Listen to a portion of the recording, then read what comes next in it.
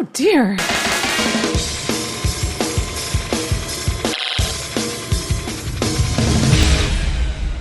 We got this in on Wednesday.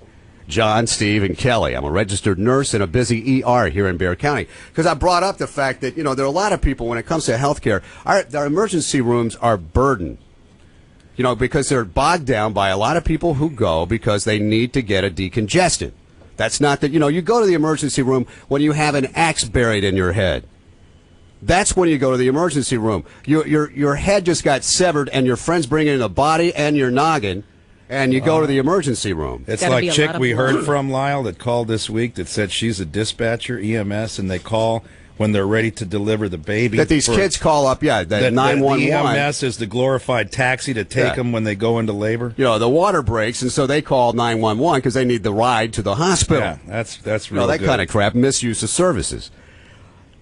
John, Steve, and Kelly. I'm a registered nurse in a busy ER here in Bexar County, and feel the need to ventilate my discontent about the people we serve. ER abuse is rampant.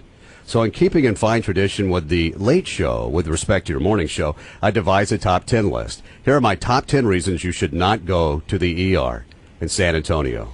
Number 10, my baby won't stop crying. This applies specifically to those who think they are old/mature and wise enough to actually care for a baby. Call your pediatrician. 90% of them can get you in within 24 hours. If you don't have a pediatrician, get one. Number 9, you need a prescription refill of your narcotic meds. Wrong. You drug seekers are a dime a dozen, easy to spot. Besides, every other hospital has already phoned and told us that you are on the prowl. They don't really do that, do they? Yep. That how stupid do they think they are? Number 8, you have fibromyalgia.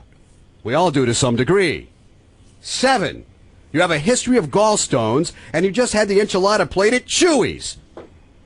6, you have more than one child to be seen. That's what pediatricians and doctors' offices are for. Stop blowing taxpayer money utilizing ERs as your own private clinic. 5, you tried to commit suicide by ingesting 3 Motrin and a baby aspirin. That'll do away with yourself in quick order. 4, you are constipated. 3, you're here for a shot of Demerol. 2, well, baby, checkup.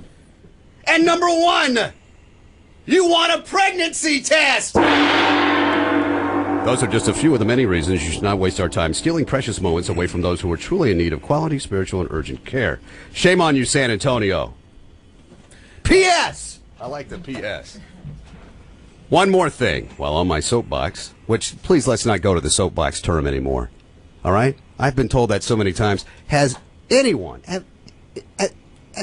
of you ever stood on an actual soapbox? Maybe in 1904. When I lived in London. One more thing while I'm on my soapbox.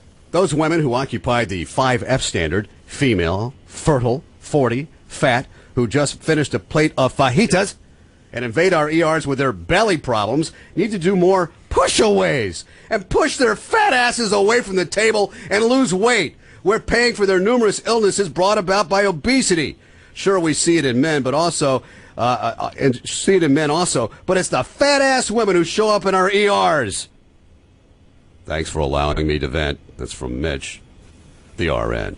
That's a very clever and insightful manner by which he gave us a little bit of look into what his reality is. Do some push-aways. I really didn't know. And I mean, hey, you got to be wired a certain way to work that is in an ER in the first place.